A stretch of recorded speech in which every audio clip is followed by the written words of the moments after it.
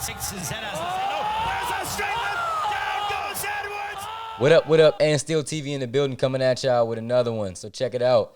New prospect on the scene. He fighting this weekend in the super lightweight division. Jesus Ramos Jr. Not yet or got next? Cue the intro.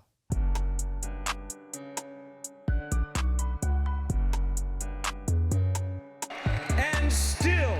Aaron!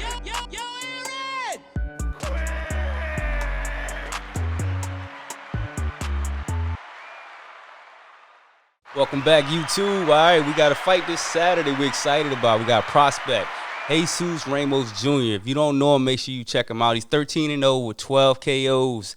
The man, he's fighting at, 140? We saw other fights where he fought at 147. He's 5'10".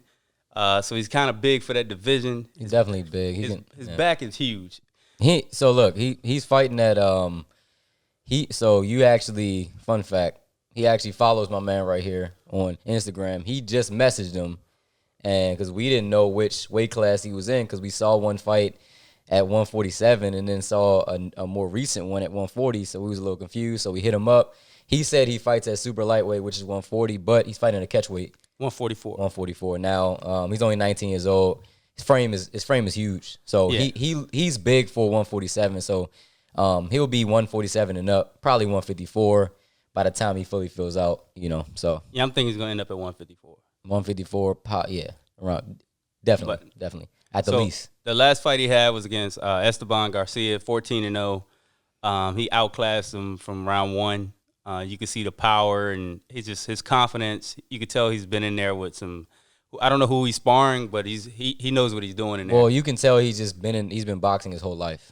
Like, dude, the first thing we notice is how comfortable he is. Like, he's one of them type of dudes. He has no wasted movement, not jittery at all. He's just kind of watching you, standing right in front of you, watching. You still can't hit him, So super comfortable. Super comfortable. Power both hands, southpaw. His next fight is Liam Nelson. The guy has 4 losses, so I think it's kind of a step back from what I've seen, but I haven't seen this other guy fight either. Yeah, so he's going to run right through him. I mean, he only 19 years old. At this point, you really just, building his name up. You want a bunch of showcase fights, get him experience, but he probably, obviously, like you just said, we haven't seen the other guy, but he probably going to run right through him. Yeah, so I imagine he's probably going to be fighting, 4 or 5 times a year.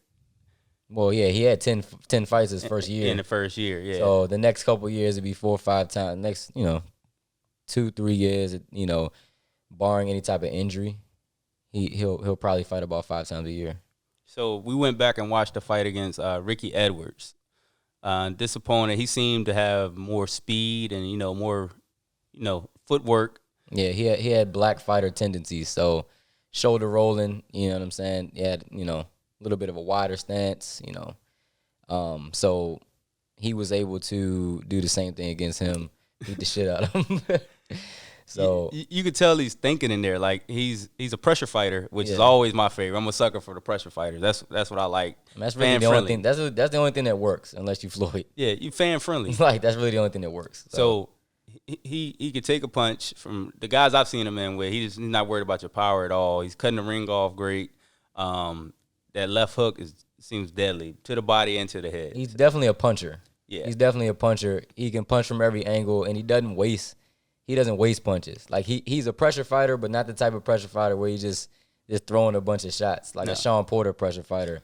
And he's a precise pressure fighter. And when I say you can see him thinking in there, like his defense, you can see when he's throwing that hook, he's also being defensive responsible. Like, he's putting his hands back up, getting low, making the guy miss. Yeah, following up. He's fundamental as hell. Like, you could just tell he been boxing as, like, I haven't read about him or nothing, but you could tell he's been boxing since he was real little. So I didn't even know about this fight. I only found out from Instagram. I follow him on Instagram, and I saw it posted there. So I went to ESPN, like, how did I miss this? It's not even on their schedule. So he's with the PBC, so I guess why would they promote him? But on that card, also James Kirkland is fighting, which I don't care about. I didn't even know he was still active. I didn't care about him. And there's 2 other guys I didn't know on the main card. I guess maybe I'll get familiar with them after this. But I'm excited about Jesus Ramos Jr. Not yet or got next. And still. remaining undefeated, proving he is one of the elite champions of the sport today, and still